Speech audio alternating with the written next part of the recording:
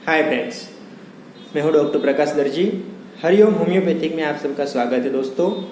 आज हम एक बेहतरीन केस क्रोनिक एक्जिमा का केस डिस्कस करने जा रहे हैं। ये पेशेंट 20 इयर्स एज की एक यंग गर्ल लड़की है जो मेडिकल स्टडी कर रही है और घर से आउटसोर्स रह रही है। उसकी मम्मा मेरे पास होम्योपैथिक मेडिसिन और ट्रीटमेंट ले रही थी। उनका प्रॉब्लम थायराइड और रोमेटिड आर्थराइटिस था और उनको बेनिफिट हो गया और उसकी बच्ची घर पे आई तो वो समझाए कि चलो इनको भी लेके जाए और उनका भी प्रॉब्लम सॉल्व किया जाए। हिस्ट्री मैंने लेना शुरू किया, उसमें 3 दिक्कत आ रही थी। एक क्रोनिक एक्जिमा था, सेकंड उनको कॉन्स्टिपेशन का प्रॉब्लम था और थर्ड उनको साथ साथ हेयर फॉलिंग का भी प्रॉब्लम था। साथ में मैंने जब पर्सनल हिस्ट्री शुरू किया तो उसमें मेंसेस डिले भी आ रहा था, मेंसेस इरेगुलरिटी आ रहा था और पेनफुल मेंसेस हो रहा था। इस केस को जब फर्स्ट टाइम पेशेंट मेरे पास आया, मैंने उसको पेरिस करना शुरू किया, पर्सनल हिस्ट्री लेना शुरू किया तो थोड़ा सेमफुल नेचर लग रहा, थोड़ा उनको मतलब अच्छा नहीं लग रहा था कि मैं क्वेरी क्यों कर रहा हूँ, क्योंकि एलोपैथिक मतलब जो स्टूडेंट मेडिकल स्टूडेंट होते हैं उनको होम्योपैथी के बारे में इतना ज़्यादातर जानकारी नहीं थी उसको, इसलिए थोड़ा बहुत नेगलेक्ट फील कर रहा था।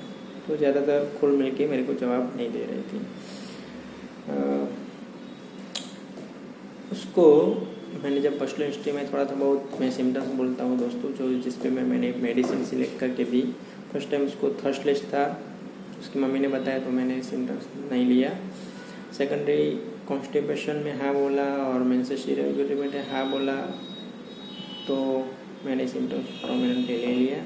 क्रोनिक एक्जिमा 10 साल से था और उसकी हिस्ट्री में ऐसा था कि 10 साल पहले वो गिर गए थे साइकिल में से और उसकी जगह पे इन्फ्लामेशन हुआ था और उसकी दवाई लिया और उसके 2 साल के बाद वहाँ पे वही जगह पे राइट साइड नी जॉइंट पे एक्जिमा शुरू हो गया और तब से आज तक एक्जिमा है। उन्होंने बहुत सारी मेडिसिन लिया पर उसका क्योरिंग स्टेज नहीं था। ड्राई एकदम एक्जिमा था दोस्तों और उस पर खुजली ज़्यादा आ रही थी और विंटर सीजन में भी उसका एग्रेवेशन था और पर्स्पिरेशन से भी उसका एग्रेवेशन था और समोलिज्म पे। उस पर मैंने फर्स्ट टाइम मेंटल सिम्टम्स थोड़े बहुत लिए तो इनसिक्योरिटी फील कर रही थी। सेकेंडरी थोड़ा बहुत कम बोल रही थी और ये हार्मोनल डिस्टर्बेंस था। उसके लिए बेज पे मैंने कैलकेरा का मेडिसिन प्रिस्क्राइब किया और वो मेडिसिन लेने के बाद उनको मैंने बुलाया जब लास्ट मंथ में तो काफ़ी बेहतर फ़ायदा था। खुजली खाना कम हो गया था, एक्जिमा का जो इरप्शन था वो थोड़ा बहुत कम हो गया था, जो ड्राई स्टेज था उसमें थोड़ा मॉइस्ट दिख रहा था। सेकेंडरी उसका हार्मोनल प्रॉब्लम जो मेंसेस रिलेटेड था उसमें डिस्मेनोरिया नहीं हुआ और डिले मेंसेस नहीं हुआ तो मेरे लिए बेनिफिटेड केस लगा, प्रोग्नोसिस अच्छा लगा मुझे। और उसके बाद कॉन्स्टिपेशन हिस्ट्री थी उसमें भी उसको फ़ायदा था तो मुझे अच्छा लगा। सेकेंडरी मैंने उसको कैलके का डोज दे के चालू रखा ऐसे। सेकेंड मंथ में जब मेरे पास आया तब भी बेहतर था, सब कुछ अच्छा था। ये जनवरी में मेरे पास केस आया था दोस्तों और पेशेंट ज़्यादातर हॉस्टल लाइफ जी रहा था और इधर उसको लॉकडाउन हो गया मार्च के टाइम में।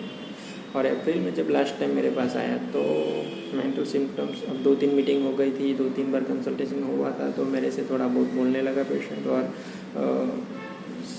जो उसको टिमिडिटी थी वो नहीं दिख रही थी तब।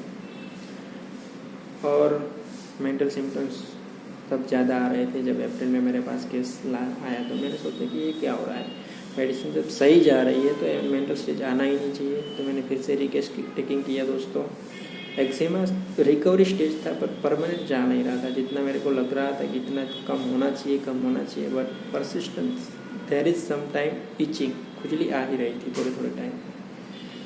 फिर मैंने टेकिंग किया, उसमें पेशेंट को मेंटल सिम्टम्स मुझे ज़्यादा मिला, इरिटेबिलिटी ज़्यादा आया, सेकेंडरी एंगर स्ट्रॉन्ग आया, थर्ड उसका सस्पिशियसनेस आया।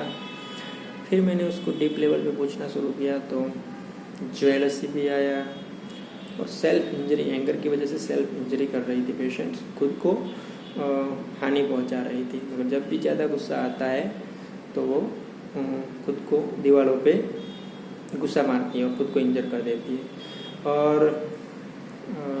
मैंने बोला कि क्यों गुस्सा ज़्यादा आता है, तो मम्मी पापा टॉर्चर, मतलब मम्मी पापा के जो ज़्यादा केयरिंग कर रहे हैं उसकी वजह से। और वहाँ पे हॉस्टल लाइफ में फ्रीडम था, तो उनको ये फ्रीडम चाहिए थी, इसलिए। सेकेंडरी उसको चाहिए था फ्रीडम, मतलब ज़्यादातर फ्रीडम उसको पसंद था। और एक प्रोमिनेंट सिम्टम्स लास्ट टाइम से आ रहा था थर्स्टलेसनेस। इस बार भी मैंने पूछा कि प्यास लगती कि नहीं लगती, तो बोला नहीं है, प्यास नहीं लगती। और उसको मैंने पूछा कि भाई अभी कौन सी सीज़न में ज़्यादा प्रॉब्लम आती है, तो ज़्यादातर बोल रहे कि हॉट समर वेदर में ज़्यादा प्रॉब्लम आती है। और उसका इसके साथ था एक सिम्टम्स कि जब भी ज़्यादा गुस्सा आता है, ऐसा वैसा होता है, तो मैं रो लेती हूँ ज़्यादा। तो ये केस टेकिंग जब लास्ट टाइम हुआ तो मेरे लिए बहुत ही अच्छी बात थी। और मैं इसके बेस पे और जो मूड चेंजेबिलिटी वो सब सिम्टम्स थे, तो वो बोले कि पेशेंट कि अब क्या होगा, मतलब अब उसके बाद उसको एक नींद जो अच्छी आ रही थी उसमें डिस्टर्बेंस आने लगा और नींद में से जाग के पाल्पिटेशन हो जाता है, ऐसा सब होने लगा। तो बल्कि साइकोलॉजिकल सिम्टम्स ज़्यादा प्रोमिनेंट आ रहे हैं, तो इसके लिए क्या साइकियाट्रिक की मदद लेनी पड़ेगी? मैंने बोला नहीं, ये मेडिसिन से हो जाएगा, ठीक है। फिर मैंने उसको Apis mellifica on the basis of repertorisation मैंने उसको प्रिस्क्राइब किया, Apis mellifica 200 dose single with SL. फिर मेरे लिए जो रिजल्ट आया था दोस्तों, वो वाकई ट्रेमेंडस रिजल्ट था और मिरेकल रिजल्ट था दोस्तों। उसके बाद जो रिजल्ट आया, पेशेंट को मेरे को कॉल आया एक हफ्ते के बाद। मैंने बोला कि ठीक नहीं होता है तो मेरे को कॉल करके बोल देना, और क्या है क्या नहीं है सब बताना। एक वीक के बाद पेशेंट ने सब कुछ अपना बोला कि नहीं, ये बोर्ड चेंजेबिलिटी नहीं हो रहा है, एंगर इरेबलिटी नहीं आ रही है, जो ज़्यादातर बार बार क्राइंग स्टेज आ रहा था वो नहीं आ रहा है। तो वो केस बहुत ही अच्छा था दोस्तों। तो दोस्तों ये होम्योपैथिक मैजिकल बात है। होम्योपैथिक इतना वर्क करता है जहाँ पे हम साइकियाट्रिक प्रॉब्लम को मेडिटेट करते हैं, और वहाँ पे मुझे हम साइकियाट्रिक पेशेंट को मेडिटेट करते हैं, और वहाँ पे जो मूड स्टेबिलाइजर और स्लीपिंग पिल्स चालू हो जाती है, वो सब भी होम्योपैथिक नहीं होता। और विधि ने काम करता है, फास्ट मतलब काम करता है दोस्तों। तो मेरा यही है एक कहना इस केस के जरिए यही कहना है कि दोस्तों जब भी आपको साइकोलॉजिकल डिस्टर्बेंस ऐसा कुछ होने लगे प्राइमरी बेस पे, और आपको ऐसा दिक्कत हो, तो एक बार कंसल्टिंग होम्योपैथिक से ज़रूर कीजिए। ये सब कोई ना कोई प्रॉब्लम को सॉल्व करने के लिए होम्योपैथिक मेडिसिन बेस्ट ही है दोस्तों। होम्योपैथिक आजकल, पहले इसका प्रचार नहीं हो रहा था, आजकल कोविड-19 की वजह से बहुत अच्छा उसका प्रचार हुआ है इम्यूनिटी बूस्टर के लिए, और आजकल लोग हमें जानने लगे हैं, ये हमारे लिए अच्छी बात है दोस्तों। होम्योपैथिक में लोगों बिलीव करने लगे, ये भी हमारे लिए अच्छी बात है दोस्तों। आपको कोई भी क्रोनिक प्रॉब्लम हो तो उसका सॉल्यूशन होम्योपैथिक में हो ही सकता है, पर उसके लिए आपको पूरा केस टेकिंग करना है, डॉक्टर का साथ देना है, सपोर्ट देना है, तो डॉक्टर आपको क्योर कर सकता है।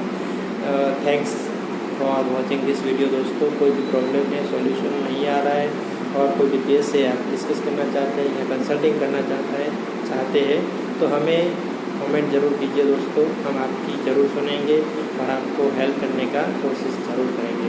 थैंक्स वंस अगेन दोस्तों।